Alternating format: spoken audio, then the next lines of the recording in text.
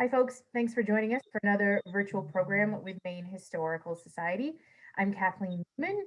It is April 22nd, 2021, and this program features a historian and author Ann Gass talking about her latest publication, We Demand. Ann Gass is the author of Voting Down the Rose, Florence Brooks' White House, and Maine's Fight for Women's Suffrage, published by Maine Authors Publishing in 2014.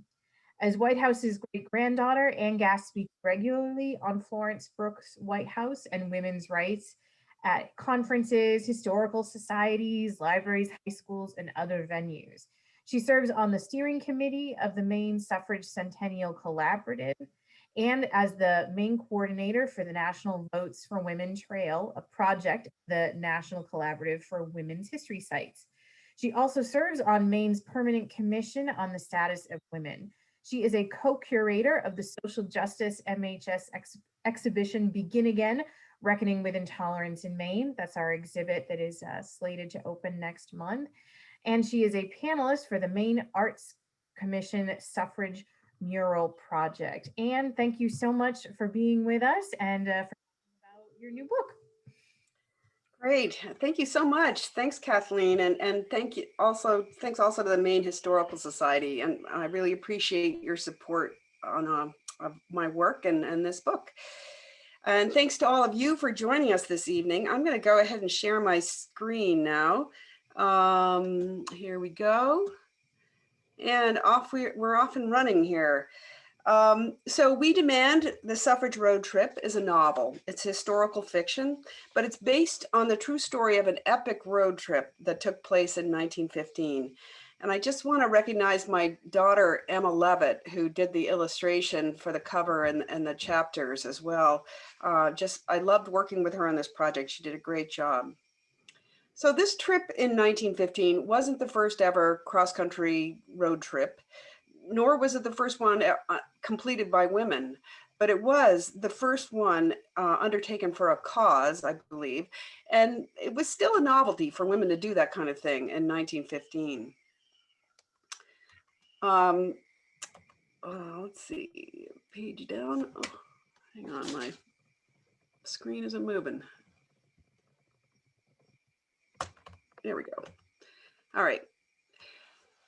So if you don't know the story, this is a trip that was launched by the Congressional Union for Women's Suffrage, headed by Alice Paul. And the idea was to send 4 women from Panama, the San Francisco's Panama Pacific International Exposition in September of 1915. And their mission was to deliver to Congress and the president this monster petition with 500,000 signatures on it, demanding an amendment to the US Constitution enfranchising women. And the reason why it was such a big deal to have this monster petition with all these signatures on it was that there were no polls in 1915. So, that was the only way, or was one way that women could show that they really cared about this issue. So let's just stop here and ponder for a moment the fact that in 1915, the US Constitution explicitly recognized only men's voting rights. And it had been 67 years from the Seneca Falls Convention that had been organized by Elizabeth Cady Stanton and friends, and at which they famously demanded voting rights for women. It had been 126 years from the time the Constitution had been adopted. And in one way, shape, or form, women had been asking and pleading and begging for suffrage all this time. And the thing is that they didn't really know how much longer it was going to take. Was it going to be 1 year, 5 years, 10 years, 20? They didn't know. And women had come to suffrage, especially towards the end of this movement, from other causes. It could be temperance, could be peace, the labor movement, whatever it was. They had other passions, they had other interests, and they really kind of wanted to get back to them. They thought the vote would help them with their other causes. They wanted to get it done. So a little bit more about the Congressional Union, and this is all sort of factual part of the background. Alice Paul had started it in 1912, and in the past, or up until then, suffrage organizing was really done on the state level. They were trying to win suffrage state by state, and they'd had some successes. 11 or 12 states had given women full or partial voting rights in that time, but it was a lot of work. And so Alice Paul comes along, she says, no, we're going to go for a federal amendment to the US Constitution. And one of the ways we're going to push this forward is to punish the political party in power for failing to move the federal suffrage amendment through Congress. So, you know, in our time, we have seen, for example, Mitch McConnell, you know, just sort of sit on things in the Senate and not send them out to the floor for a vote, even when it, you know, there were the votes to pass it. And that had been happening to the suffrage amendment for years. So in 1915, it's the Democrats who have both houses of Congress and the presidency. And what the Congressional Union is telling them is, we're going to organize against you in the 1916 elections if you don't start moving on this. And the way they're going to do that is to harness the votes of the 4 million women voters of the West who have already been enfranchised and get them to come to the aid of their benighted Eastern sisters. You can see them here in the black pit of despair, by kind of organizing them to vote against President Wilson and the Democrats in 1916. And they claim, hey, look, if we can get everybody together to vote the same way, we can determine the outcome of that election. And could they do it? Nobody knew. It had never been done before. So that's what they're up to. And they start out there, they have a booth. The Congressional Union has a booth at the Panama Pacific International Exposition in San Francisco. And they kind of hatch this great plan of they're going to have a national convention, the first ever in the world convention of women voters at the Panama Pacific in September of 1915. And from that convention, they're going to launch these envoys with the petitions to Washington, D.C. and to meet with Congress and the president. So here's their booth at the Panama Pacific. And so there's something like 14 million people come through this exposition during the time that it's open. So they're easily able to grab some people who come through their booth and get them to sign their petition. And that's how they get the 500,000 signatures. And then they hold their first ever in the world Women Voters Convention. And they select the envoys who were going to go to Washington. And they have this great plan all through the spring. You see in their in the Suffragists, their newspaper, and in their correspondence, they're going to have 100 cars, all driven by women, leaving San Francisco and heading to DC. And it's a great plan. Everyone loves it. But the problem is nobody volunteers to go. Nobody wants to do this trip. And so here they are, they're in late August. They still don't know who's going to make the trip. The convention's coming up, and they only have a certain amount of time to get across the country. So they're getting a bit desperate. And then into their booth one day wander these two women, Ingeborg Ginstedt and Maria Ginberg. And I'll talk a little bit more about them in a moment, but I'm not really clear whether they knew what they were getting into when they volunteered for this trip. But they said, we live in Providence. We took a boat out here and we're planning to buy a car and drive back across the country. We have this vacation plan. We're going to sightsee along the way, but we can drop off those petitions when we come by DC. It's not that far from Providence. And so they offer to do it, but it's really not clear if they understood that they're about to, their plans for a leisurely vacation are about to get blown up. So here they are. Here's Ingeborg Ginstedt. She's 50 years old at the time of this trip, and she's going to be the trip mechanic. She can fix everything pretty much if she's got the right tools with her. She famously, I think, changed about 12 tires on her way across the country, but she did other repairs as well. She was a radical. She was a member of the Industrial Workers of the World, a labor organizer, and so she was self-employed. She was kind of a success story by our standards these days. You know, she's an immigrant who comes to the country with nothing and builds up a pretty good life for herself. This is how I describe her as a young woman, and it holds pretty true for her in 1915. She rode her life like a half-broken colt, plunging from one thing to another, curious and nippy, fighting efforts to rein her in. As time went on, Maria helped steady her, but she was always restless, alert for something new. And I also describe her as she was a wild and grim thing with close-set, deep blue eyes startling out from her weather-beaten face, nose like a prize fighter, stubborn chin. So here's Maria Ginberg, who owned and drove the car. They're partners. She and Ingeborg are partners. But she was 55 years old at the time of this trip. She was a midwife who had delivered something like 2,000 babies back in Providence.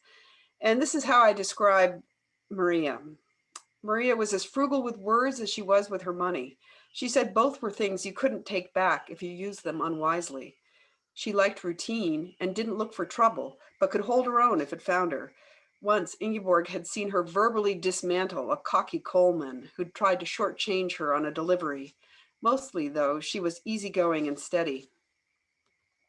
So these were the actual people who made the trip and around whom I built this book. Sarah Bardfield was the envoy. She was younger. She was about 34 at the time of the trip. She didn't know how to drive, actually, but she was a hot mess in the summer of 1915. She was living in San Francisco, divorced. She had 2 children who lived with her husband, her ex-husband. She was a bohemian and a poet and a veteran of other suffrage campaigns, which is why Alice Paul really wanted her to go on this trip, because she knew that she could handle herself in the field and on the stage, and that she was tough enough to do this. But she was in frail health at the time of this trip. She had malaria during the summer, and she had a heart problem that was never really diagnosed, but gave her a lot of problems, especially at higher altitudes or when she got really tired. One of the interesting things about Sarah was that she had a lover who was 30 years her senior, who lived with his wife and family in Portland, Oregon. Sarah professed to believe in free love, but Erskine really did. He was a serial philanderer. Much of what we know about the trip comes from these voluminous letters that Sarah wrote and sent to Erskine about what was going on. And in those letters, it's clear that she doesn't like Ingeborg, and she paints her in mostly unflattering terms. And here's Frances Joliffe, who was the other envoy, but she was a socialite, also lived in San Francisco. She had campaigned for Wilson in 1912 and had raised a lot of money for him. And so the Congressional Union thought that she would be great to have on the trip, because even though she didn't have a lot of suffrage experience, she could hobnob with the rich and famous and possibly help them raise some money as they made their way across the country. But she dropped out in Sacramento. She made it to the first stop, and then she left and didn't rejoin them until Albany, New York. So she doesn't get a lot of coverage in the book. And then Mabel Vernon was the advance organizer, who her job was to sort of hopscotch across the country ahead of them, setting up these mass meetings in the towns and cities that they drove through. In the larger cities, she'd wait for them to catch up, but otherwise they didn't see her much, and she was moving on ahead of them. And she was from Delaware. She'd been a classmate of Alice Paul's at Swarthmore, and did a huge amount of work on this trip. She was very well organized, a really hard worker. And here's this, the Overland 6, which is the kind of another character on this journey. It's the car that they bought new in San Francisco, that Maria bought, I should say.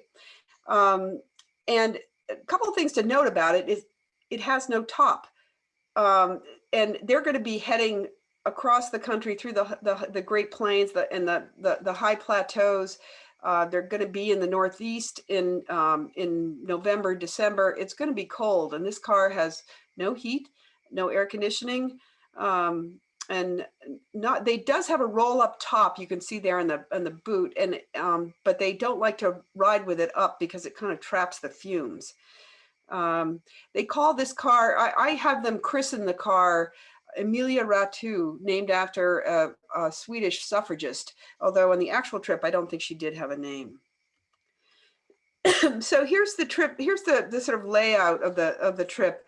They're mostly following the Lincoln Highway, at least from San Francisco. And the Lincoln Highway was really aspirational. It had been formed in 1912.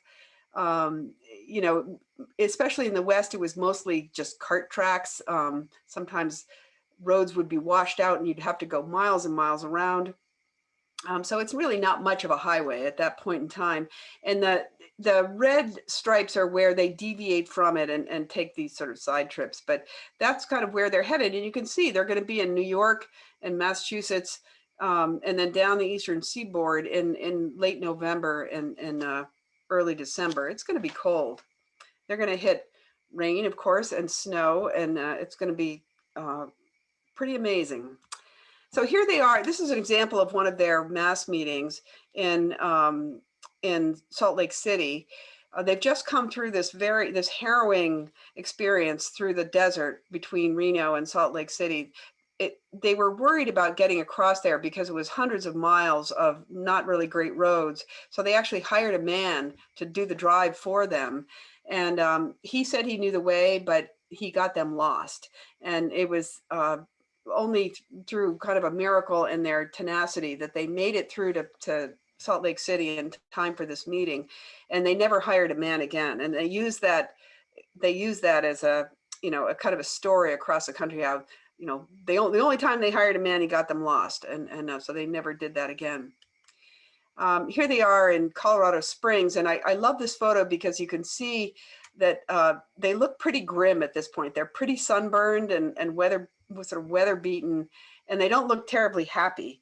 I don't know if you've ever gone on a long journey with somebody, and even if it's someone you loved at the outset, you know, partway through, you're starting to get pretty tired of them, and they didn't really know each other before they left San Francisco. I mean, the Swedes didn't know Sarah. So they're definitely getting on each other's nerves. The other woman in the car is Bertha Fowler, who was the chair of the Maine branch of the Colorado branch of the Congressional Union. So as I said, they hit all kinds of weather and all kinds of road conditions. And one example is they get stuck in the mud in Kansas. And here's what I write about it. We know a little bit about it because of what Sarah wrote to Erskine, but I had to sort of embroider that a little bit. The mud was the real worry, though. In some sections, it came halfway up Amelia's tires, and she had to plunge through one hole after another. Maria clung to the steering wheel, grim-faced, as Amelia churned along, slipping and sliding. They rode silently, listening to the sound of the engine laboring, all of them fluent now in the language of pistons and sparks, and alert to any sign of distress. No one else was traveling this late at night, and aside from the occasional farmhouse, they were utterly alone. Without warning, Amelia's nose dropped, and there was a sickening slide into deep muck. Her engine wailed as Maria tried first to jam forward through the mud hole, then to reverse backward over the lip they'd just come down. No luck. After a death rattle, Amelia quit for good. Water began seeping through the floorboards as Maria ground on the starter, but the engine wouldn't catch. How did they extricate themselves from that mess? Do they make it to DC on the appointed day and time? You'll have to read the book to find out. So I learned about this trip, and I sort of got myself into this whole thing in the course of writing my first book, Voting Down the Rose. And I was reading a lot of suffrage history, and I kept coming across this story of this cross-country road trip, and I kept thinking, that had to be one hell of a trip. And I promised myself that someday I would retrace it. But I noticed that sometimes Ingeborg and Maria weren't even mentioned in the histories, or when they were, they were, painted in the kind of unflattering light in which Sarah saw them. So I always kind of wondered about that. And a while back, I came across a TED Talk done by the Nigerian author Chimamanda Ngozi Adichie, where she warned of the dangers of the single story. She says, the single story creates stereotypes. And the problem with stereotypes is not that they are untrue, but that they are incomplete. They make one story become the only story. And until about the last 5 years or so, the single story that had been told about the suffrage movement was from the perspective of white middle-class women, like Sarah. It was incomplete. But thanks to pushback and research from people of color and their allies, we're starting to have a much richer and more complex understanding of the US suffrage movement. So in 2015, I was finally able to find the time, and I spent 8 weeks retracing their original route. As I made my way across the country, the question kept coming up. I mean, whose history was this? It wasn't really Black history, not the way it was written. It wasn't Indigenous people's history, because the federal government didn't even recognize them as citizens until 1924. They weren't meeting with Hispanics or Asian Americans. And even though they gave lip service to the labor movement, they weren't particularly reaching out to or involving working class women either. So that all pushed me to tell a different version of the suffrage story. And ultimately, I wrote a novel because it was the only way I could think of to get away from the single story and tell it from the perspective of those who'd been othered and silenced. So really, Ingeborg and Maria. But writing as a novel still allowed me to pay tribute to the grit and determination of the women who made the trip and the suffrage movement that launched it, which was also my goal. So I wove together fact and fiction, using the history of the actual trip as my kind of training wheels on this first attempt at a novel. But despite my best efforts, I even went to Sweden. I wasn't able to learn much about Ingeborg and Maria, so I really did have to create their characters around the little I was able to find out. So here's some examples of how I did this. We know from the census that Ingeborg and Maria lived together from at least 1895. So they've been partners for 20 years. There was never any hint in what I read about the trip that they were anything other than just business partners, but I made them romantic partners. So, you know, there were these so-called Boston marriages that were quite common in the early 20th century, usually when more affluent women started living together and you know, didn't need men to support them. So it could have just been that, but there was definitely a queer element in the suffrage movement, but you know, it was a secret that they didn't share with very many people. Sarah and Mabel both described Ingeborg as irritable, and I chose to reframe her irritation as justified, because even during the trip, she and Maria were erased from the story. For example, newspaper coverage in advance of their arriving in a particular town or city would often simply describe Sarah and Frances Joliffe as the envoys, not even mentioning Ingeborg and Maria. And this was true even when Frances hadn't been around for weeks. Remember, she left them in Sacramento, and they didn't really know when she was coming back, so they just kept pretending she was with them all the way along. And if the question came up, like, "Where's Frances?" they'd say, "Oh, well, she's just taking a few days off. She's taking care of a sick family member, or she's not healthy herself." And so, I mean, I think that Ingeborg and Maria must have seen that, and that would really make me cranky. I don't know about you, if I were on this trip and doing so much and being kind of written out of history. And it might even make me, I don't know, send press releases to Swedish language newspapers talking about the trip, but only mentioning Ingeborg and Maria and not mentioning Sarah and Frances. And that actually did happen. I don't know who was behind that, but my money's on Ingeborg. I was able to find several of those articles. And lastly, she's 50 years old at the time of this trip. What if she was in menopause? Night sweats interrupt sleep. Hot flashes come at inopportune moments and are at the very least distracting, and they can really make you, you know, irritable. So we joke about menopause, but it's a real thing, and so I kind of added that in as well. There's also no mention of, or no record of, Ingeborg and Maria having side meetings with anybody else on the trip itself. But in the book, I have Ingeborg meet with Joe Hill, who was a fellow Swede and a famous industrial workers of the world activist and songwriter, who was in fact imprisoned in Sugar House Prison outside of Salt Lake City when they came through. In fact, he was just weeks away from being executed for the murder of a grocer in Salt Lake City. And a lot of people, most of the IWW folks, thought that he had been framed for this murder, that he hadn't actually done it. So I think that even if she didn't go, Ingeborg really would have wanted to meet him. And so I sort of set that up. She goes to see him in prison.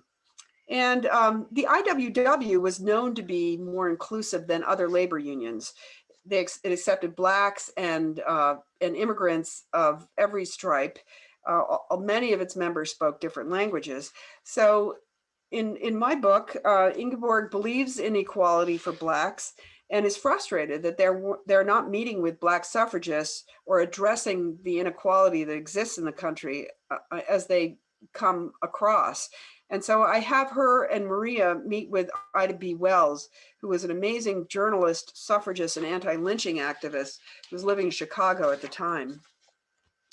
And I also have them meet with Clarence Darrow in Chicago. And now, this is actually true. Sarah's older sister, Mary, had been his lover for many years. So Sarah does know him. That part is true. But I have them meet with him, and he turns out to be a bit of a disappointment. He's kind of an interesting character. He did a huge amount to represent labor and also some Blacks in some cases. But by the time they catch up with him in 1915, he's firmly anti-suffragist. So they have a bit of a chat with him about that. By the way, the book includes an afterword where I try to separate fact from fiction, because these days the novelized version has become so real to me in some ways that I have to think a bit sometimes when I do talks on the original trip. What did I make up, and what was real? And when I did my trip in 2015, Donald Trump hadn't yet become the Republican candidate for president, though he was getting a lot of attention. Still, everybody I talked to as I came across, and I was meeting with women's rights activists and leagues of women voters, everybody was really hopeful that Hillary Clinton would be the country's first woman president. And as we know, that didn't happen. And instead, as I was writing the book, both before and after Trump was elected, there was a tremendous amount of anti-immigrant, anti-labor, racist, and misogynistic rhetoric coming out of Trump and his supporters. And I'm sure that's a painful memory for many people. So at the same time, my research into 1915 was showing me how it was almost identical in many respects to what was happening in 2015 during the time that I was writing the book. And so I ended up weaving a lot of that into the book as well. So as I want to just return to the suffrage petitions, which are such a big part of this story. For me, they're a potent symbol of how long and hard women had to work to win voting rights, and just voting rights, and of how uncertain the future of the movement was for them in 1915. And they're a reminder that as frustrating as it must have been for them, their protests were always peaceful. I mean, they were just getting names on petitions. They weren't trying to invade the Capitol building, for example. As Ingeborg reflects on this, it occurred to her that the pages of all the many petitions gathered over decades from white women and colored, from Eastern or Western states, by Susan B. Anthony and countless others, would stretch for hundreds of miles. And every page would have carried the hopes and dreams of both the signers and the collectors. What a wretched waste of time it all had been, she thought, suddenly angry. Surely the generations of women who had worked so hard to reach this moment could have set their hands to some better purpose. How many more petitions would be required to end this one battle? And so the petitions on the cover of the book weave their way through different groups of women over time and ultimately become the road under the wheels of Amelia in the illustration that Emma designed for the cover. And I just really love the way that she pulled that together. You know, this is a book about a journey on many levels. The journey of 1915, that trip itself, the journey the suffrage movement took to where it was in 1915 and was able to launch this trip.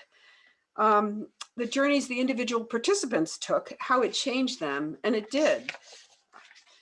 And although I'm not part of this story, it kind of reflects my own journey, which I'm still on, in understanding this history and its connections to the present. So thanks for coming on this journey with me. I hope you enjoy it as much as I have. I'm going to end here and we can go to Q&A, and I'm going to stop my screen sharing. Thank you, Anne.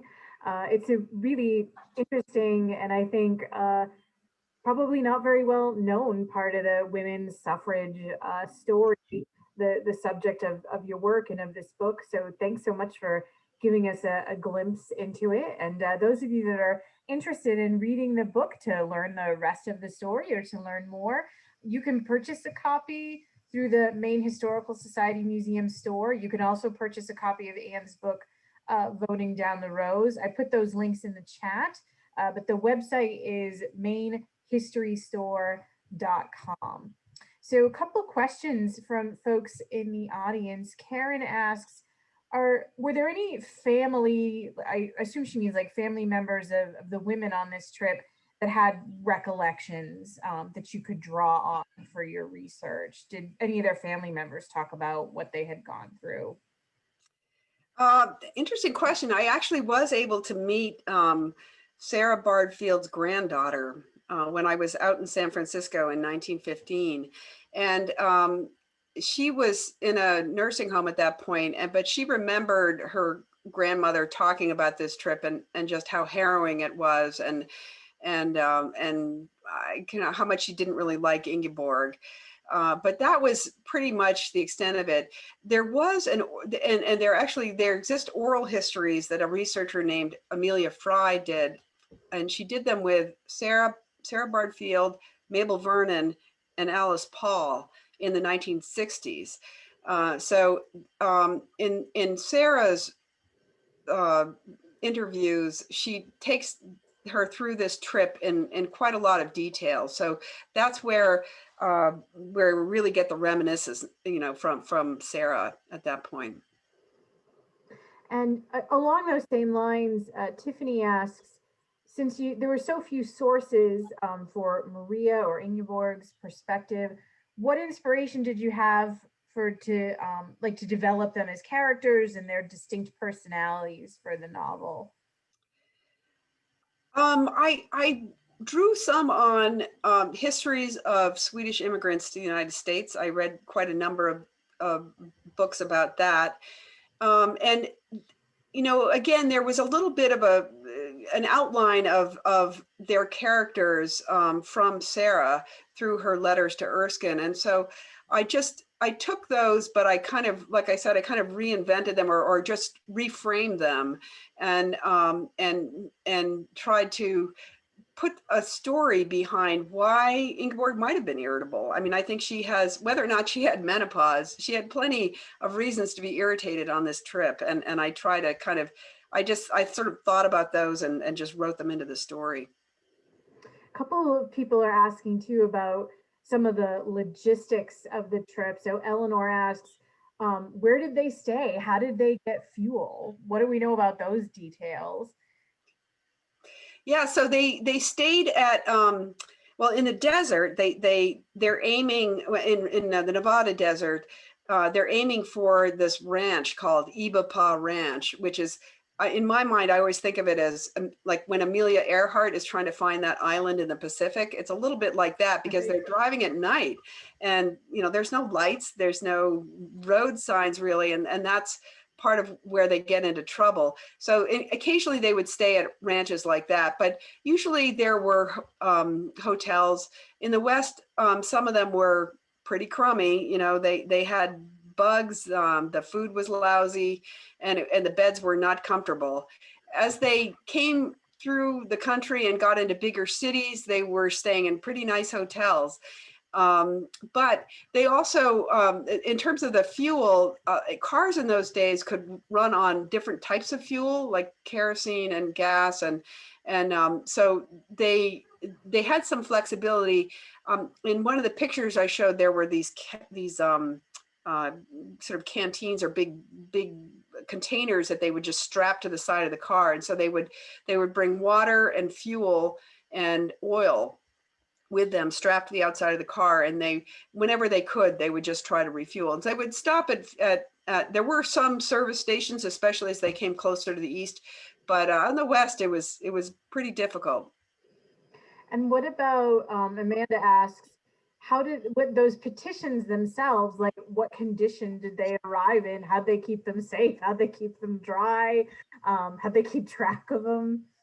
Yeah, actually, there's quite a bit of drama around the petitions. And this is actually true. I mean, as I was doing the research, I actually looked at all the correspondence in the National Women's Party papers from the Library of Congress. And you start seeing in the course of the fall, these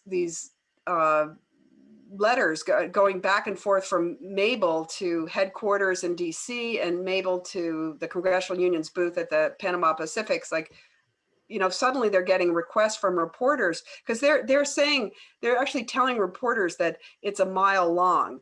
I mean, that's going to be a huge document, right? Or a huge pile of petitions. And the reporters are like, let's see them. But they don't have them. And so Mabel's like writing, where are the petitions? And they're like, no, we don't have them. You don't have them? I don't know. And they're picking up more petitions or more signatures as they go along. But it's kind of a drama. And at one, they cover it up by saying, oh, well, we put them on a train. We shipped them on ahead because of the weather and they got lost. The train company lost them. Or sometimes, and then they say the train company lost them, but we had a duplicate. Like, no, you didn't. No, nobody believes you duplicated 500,000 signatures. And so it's a mystery. In 2015, I tried really hard to find the petitions, but they don't exist. And I think the Congressional Union definitely didn't want anybody to know that. I think that they just pulled the wool over some people's eyes, but they do end up having some success there, but it's a lot of drama. Can you tell us a little bit about your own research? So all these letters that you're drawing on, like the letters that Sarah wrote, where did you find them? Where did you go to find these primary sources? So the Huntington Museum out in California, Pasadena, I think it is, has a lot of Erskine's papers. Erskine was a really interesting person in his own right. He was a lawyer who on the side would represent, kind of like Darrow, he would represent labor and birth control activists, different people on the margins, but he really made his money representing the train companies, and so he was really playing sort of both sides there, and her letter, Sarah's letters to him, are in that collection. So that's one. I flew out to California and went. This was back in 2015.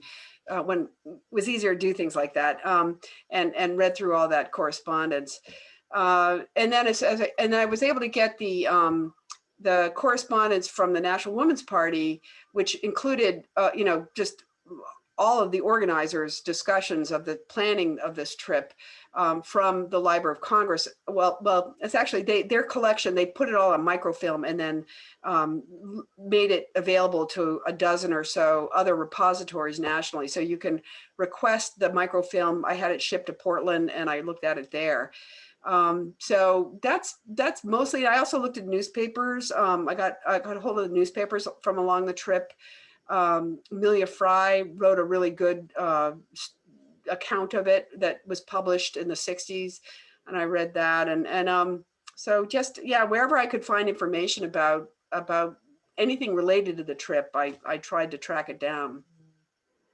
Marguerite asks, did the YWCA play a role in this trip or this movement at all?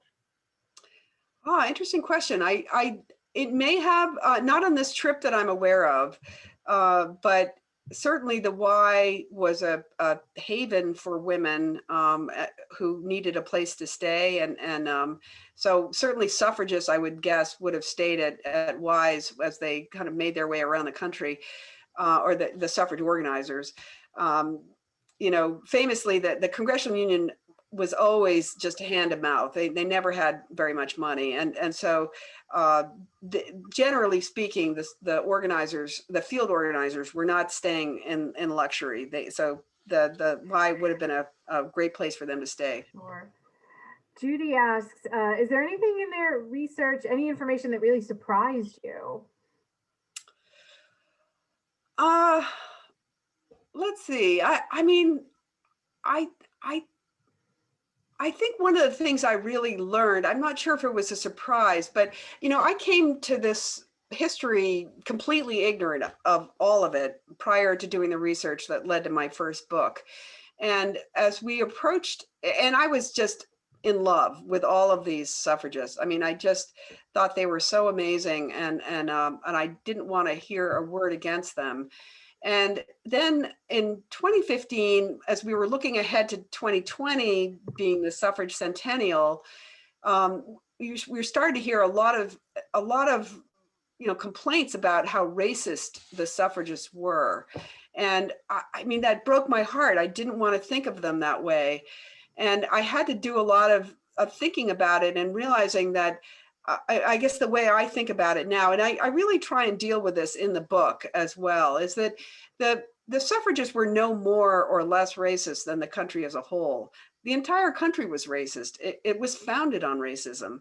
And even though, some of the early suffragists were abolitionists and had really fought to end slavery, that didn't mean they wanted a Black family to move in next door, or a Black man to marry their daughter, or be their boss or whatever. I mean, there were still a lot of class and racism kinds of issues. And so that's what I tried. I guess I really got to understand that more in the course of researching this trip. And I try to deal with that business, because it's unfinished business for the country as it was for the suffrage movement. But ultimately, the suffragists really made a call that it had taken them so long just to get to this point of winning suffrage, that if they took on race relations on top of that, they would never get it done. And so that was the decision they made. And I don't know. I mean, I ask myself frequently, what decision would I have made in that time, in that place? Vicky asks, did you have any unique moments on the trip that you took across the country? Yes, I did. I mean, so when I came across the country, I was meeting with, as I said, women's rights activists and leagues of women voters and others, Black activists, just trying to understand what difference having had the vote meant for women in the preceding 100 years or so. And in Chicago, I met with a women's rights activist who just really blew me away. She was really focused on, and I'm going to forget her name. First name was Anne, but she was really focused on women in the workplace and making sure that their rights were protected. And this was all history that I didn't know. And so she was telling me all of these things that women had to fight for post 1920, like the right to sit on juries, like the right to have debt, take out debt in your own name and not have a cosigner from your ex-husband or your father. And I met a lot of people along the way, a lot of women who would tell me their stories. I stopped and gave talks sometimes, and people would come up to me afterwards and say, just tell me these horrendous stories that happened in the 60s and 70s, not that long ago in my lifetime. And I was really stunned at how hard women have had to fight to win the rights that we have, and how vulnerable we are to the wrong people being in charge and making different decisions. And we saw that when, in his first week in office, I think Trump signed the global gag order, which prevented any entity that got federal funding from talking to their patients about abortion. You couldn't even refer them for an abortion to somebody else. things like that. So I just, for me, it was a tremendous learning experience, the whole thing. And I think, correct me if I'm wrong, if people want to learn more about that trip, they can visit your website, suffrageroadtrip.blogspot.com, correct? That's correct. Yep. And I've shared that link in the chat. And you have two other websites too, annbgas.com and florencebrookswhitehouse.com. Right. So if you want to learn about Florence, you can learn about her there. And the Ambigas is just my website and all the different stuff that I get into. So tell me, Rusty's asking, has your research given you any new perspective on access to voting rights today? And one of the reasons I wanted to make sure we asked you this question is because you're going to be speaking with MHS again in October. We've got you on the calendar for October 14th later this year to talk more about voting rights, suffrage, the Equal Rights Amendment. So how has your research, what kind of perspective has it given you on access to voting rights today? Yeah, I mean, I take it very seriously. Women had to fight so long and so hard for the right to vote that I don't take that lightly. And it's just appalling to me to watch efforts today to suppress voting rights in states across the country. And I think it's a continuation of the racism, as I said, that the country was certainly experiencing in 1915 and has just continued since then. So for me, yes, it really opened my eyes. Just this whole suffrage research has opened my eyes to all of that. Now, we mentioned earlier, one of the co-curators for the next exhibit at Maine Historical Society, Begin Again. That exhibit is going to open in May 2021. Keep your eye on the website for more information about the exact dates and when you can visit. Can you just give us a little glimpse into what we can expect from that exhibit, maybe specifically what we can expect about how is the history of women or the history of suffrage and voting featured in that exhibit? Yeah, that's going to be a really powerful exhibit. It goes back to the time of the first Europeans coming over to what is now the United States, but was certainly an undiscovered country at that point, and what underpinned their belief that they could simply take over the country and pretty much ignore the rights of the indigenous peoples who'd lived there for centuries. And so it honestly doesn't paint white men, especially in the best light. White women, I think, also owned some of that, but it really tries to examine the way that the rights of non-white men have been sort of trampled on over the history of this country. So we talk a little bit about the voting rights, the suffrage movement, and also about the ERA. I would say there's, it's so rich, and there's so much information in there that's not a huge focal point, but it all kind of comes together and tells that story. And I think one of the things that's really powerful about it is that when you walk into the exhibit, you'll be able to select one of two tracks, and you can ultimately see both of them. But one of them is what you would see as a white privileged male, and the other one is all the others, and kind of what the world looked like from their perspective. And wow, what a huge learning experience this has been for me. I mean, because my co-curators are Darren Ranko, who's a UMO professor and a member of the Passamaquoddy Nation, and then also Crystal Williams, who's a Black lawyer here in Portland. And I feel so privileged to have been part of that experience. It's just tremendous.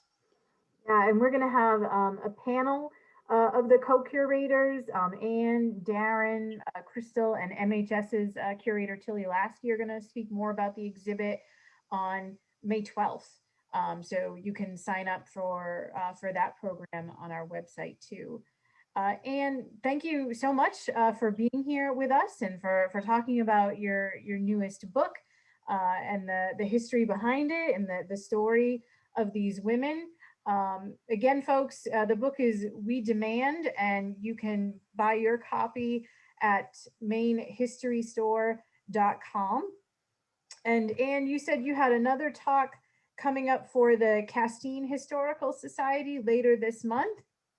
Yeah, that's actually a week from tonight, I believe, at 4:30 in the afternoon. And that one on April 20th. 29th, you're going to be talking about voting down the rows, correct? That's correct. Yeah. So if you're interested in that book, same kind of format. I show a lot of historical slides, and I talk about my great grandmother and Maine's fight for women's suffrage. Excellent. Well, thank you again so much. And thank you everyone for being here with us. We hope we'll see everybody back for another virtual program with Maine Historical Society soon.